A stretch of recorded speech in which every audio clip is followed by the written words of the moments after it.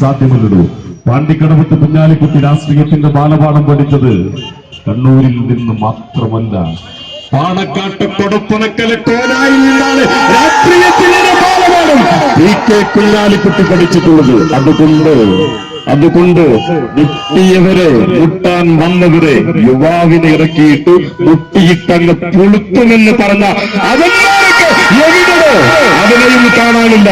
പിന്നെ 4 കാശിന്റെ വോട്ടിന് വേണ്ടി മതസൗഹാർദ്ദത്തിന്റെ 1000 വർണ്ണ വസന്തം വിരിയിച്ച പാണക്കാട് സയ്യിദ് ഹൈദർ അലി ശിഹാബ് തങ്ങളെ വർഗീയവാദി എന്ന് വിളിച്ച മിസ്റ്റർ കൊടിയേരി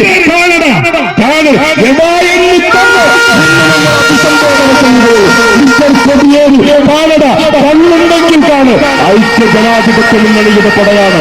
നീ പറഞ്ഞല്ലോ പാണക്കാട്ട് തങ്ങൾ വർഗീയവാദിയാണെന്ന്. ആ വർഗീയവാദിയുടെ പടയാണോ ഈ കടന്നു വരുന്നത്? ഇവിടെ വർഗീയവാദിയുടെ പടയാണോ നിന്റെ ഭാഷയെങ്കിൽ ആ ഭാഷയിലുള്ള വർഗീയവാദിയുടെ പാണക്കാട്ട് തങ്ങളുടെ ഉമ്മൻചാണ്ടിയുടെ രമേശ് ചെന്നിത്തലയുടെ കുഞ്ഞാലിക്കുട്ടി സാഹിബിന്റെ പട, പാണ്ടിക്കടവത്ത് കുഞ്ഞാലിക്കുട്ടി സാഹിബിന്റെ പട, എതിരാളികളുടെ പോരാളി, പോരാളികളുടെ തേരാളി, എതിരാളികളുടെ പോരാളി, പോരാളികളുടെ തേരാളി കുഞ്ഞാലിക്കുട്ടി സാഹിബിന് വോട്ട് ചെയ്തവര് നിങ്ങൾക്ക് 1000 അഭിവാദ്യങ്ങൾ അർപ്പിക്കുകയാണ്.